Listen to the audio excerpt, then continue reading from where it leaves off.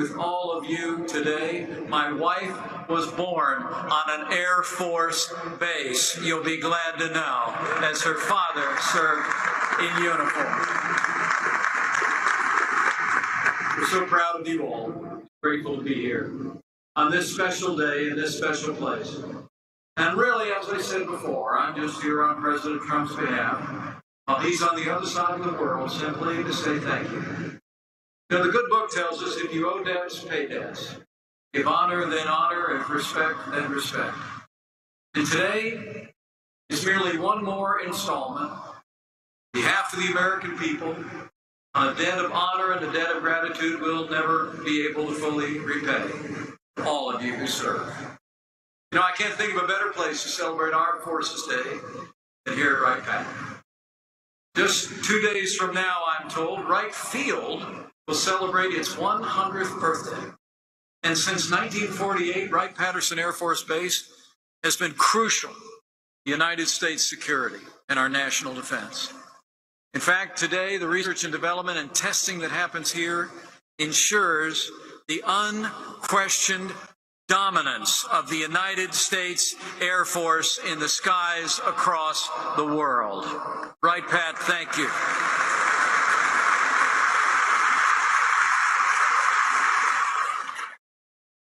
But thanks to all those who are stationed here, 5,200 active duty service members, 1,900 reservists. Well, today is your day. Since 1950, the third Saturday in the month of May has been set aside as a time for all Americans to join together and show the profound gratitude that we all feel each and every day for the men and women of our armed forces. And President Trump is proud to continue that tradition this year. In honor of Armed Forces Day, the President issued a proclamation, in his words, to quote, "Salute the bravery of those who defend our nation's peace and security. And salute you we do." Today, in communities large and small, on main streets and meeting halls, in homes and in hearts, and in gatherings at military bases across the nation, the American people are taking a moment to pause, to say thank you to you heroes who protect our freedom, our families, and our very way of life. And to every American that's looking on, I say, if you see a member of our armed forces on Armed Forces Day, make sure you just reach out your hand and say those most deserving of words to this all-volunteer military. Thank you for your service to the United States of America.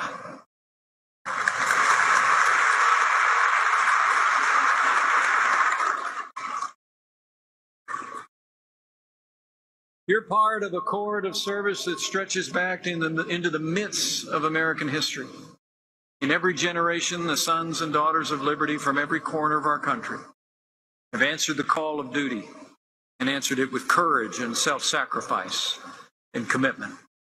Their service and their sacrifice kept the flame of freedom alive in their time.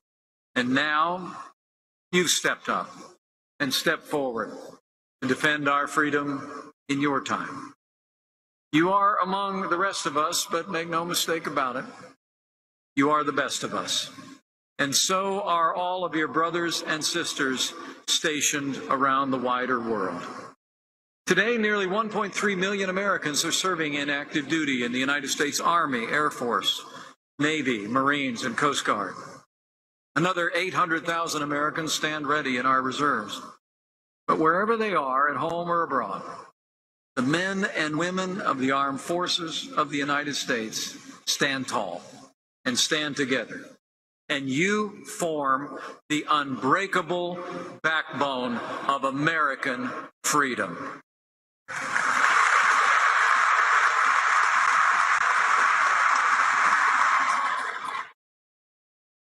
Today we recognize what you do every day. But we also recognize that you do not, in many cases, serve alone.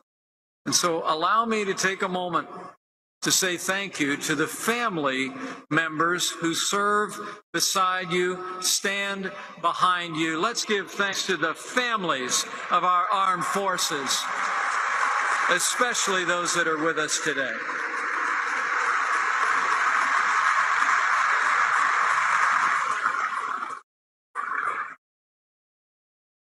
You know, the truth is that while our service members enlist, it's a family that serves, isn't it? It's family that makes the sacrifices. Know today that the family members who are here, the spouses, the children, the grandchildren, you have the gratitude of our Commander-in-Chief and every American. You know, my wife and I know a little bit of what it's like to be in a military family. While neither of us wore the uniform, our fathers both served in the military. And we're the proud parents of a United States Marine who happens to be an aviator. So that's close to the Air Force, right? You know, I couldn't be more grateful as the proud parents of a member of our military to serve a president who is so dedicated to the men and women of our armed forces, their families, and our veterans. I want to assure you, President Donald Trump is fighting tirelessly every day, and we will rebuild our military, restore the arsenal of democracy, and we will once again, as a nation, give our soldiers, sailors, airmen, Marines, and Coast Guard the resources and training you deserve to accomplish your mission and come home safe.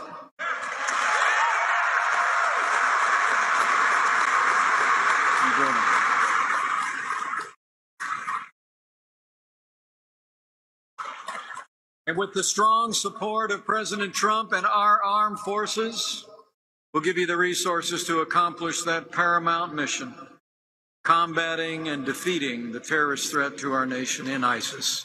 And today, because of our armed forces, I'm pleased to report ISIS is on the run, and we will not rest, we will not relent until we hunt down and destroy ISIS at its source, so you can eliminate the threat to our nation and to our allies in the years ahead.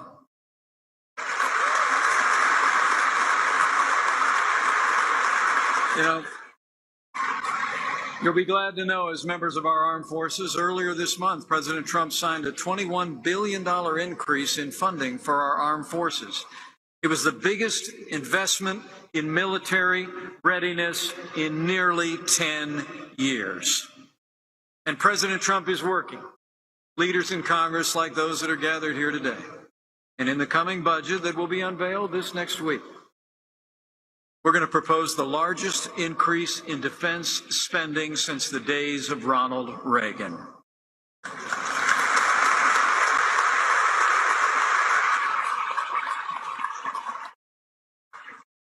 With the strong support that you all deserve and receive in the Congress of the United States, our president is going to make the strongest fighting force in history even stronger still.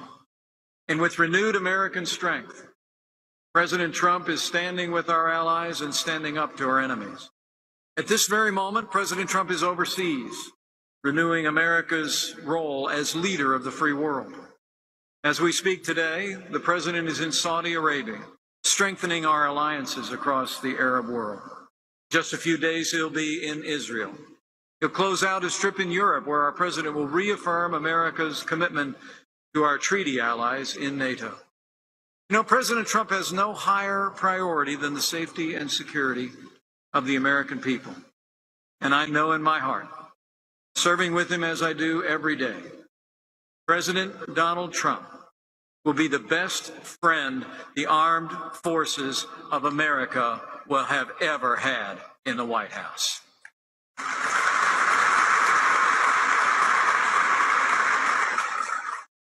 He will faithfully support you, just as you have faithfully stood forward to defend our nation and the precious gift, freedom.